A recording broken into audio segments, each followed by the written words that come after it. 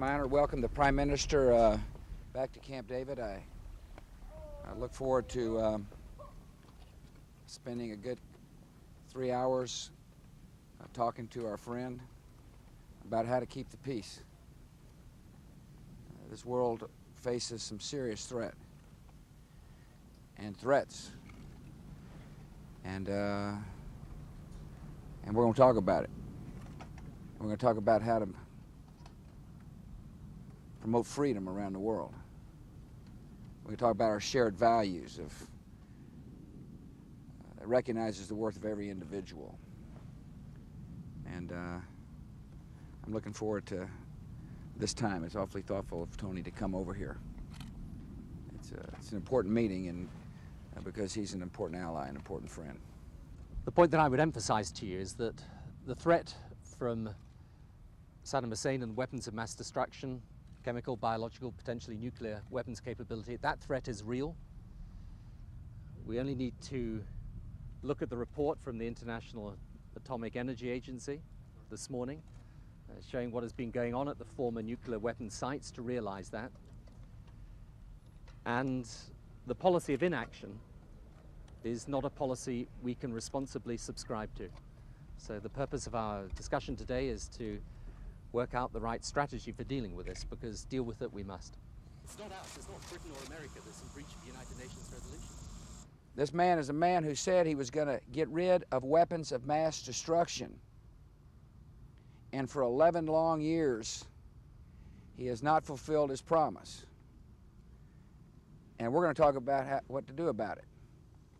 We owe it to future generations to deal with this problem. And that's what these discussions are all about. Pardon me? Do you have any support from any other countries in the world apart from Britain? Yes. A lot of people understand that this man has defied every UN resolution. 16 U.S. resolutions he's ignored. A lot of people understand he holds weapons of mass destruction. And that's what these discussions are all about. Final question. Thank you all.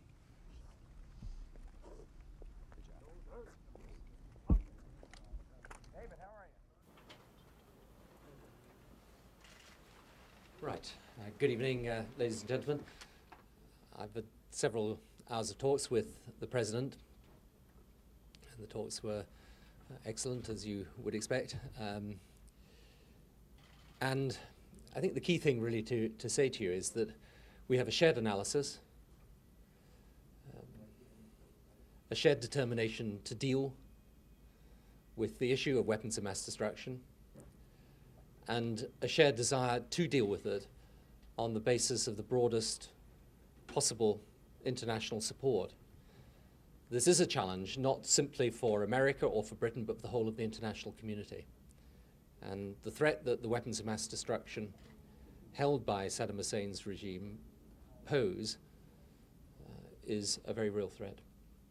Your talks today, can you in any way allay the fears that people have that is the determination come what may?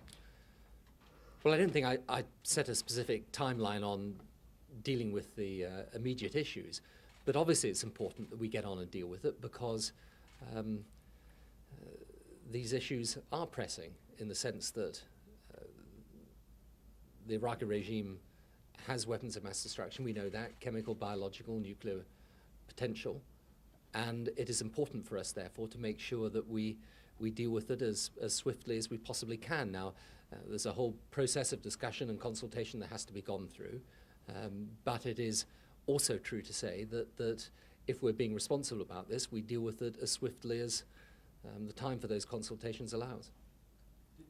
Did you discuss the evidence that both countries have got about the build-up of weapons in Iraq, and did you discuss how and when that evidence might be released and in what form?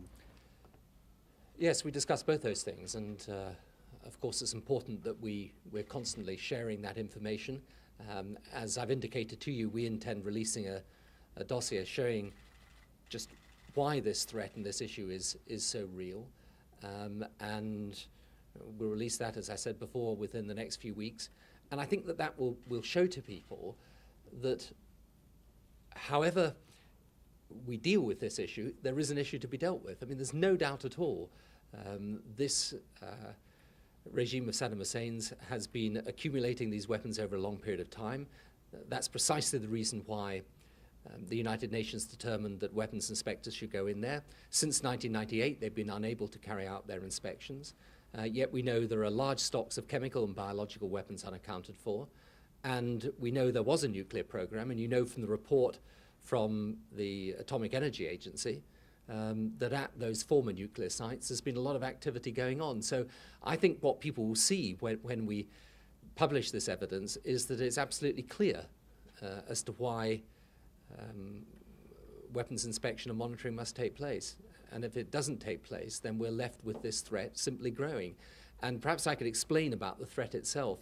I mean, the threat is a real threat, not just to the region, but because these conflicts in a region such as the Gulf will not stay confined within that region. They're a threat to the whole of the international community, including America and Britain, and that's why we've got to deal with it.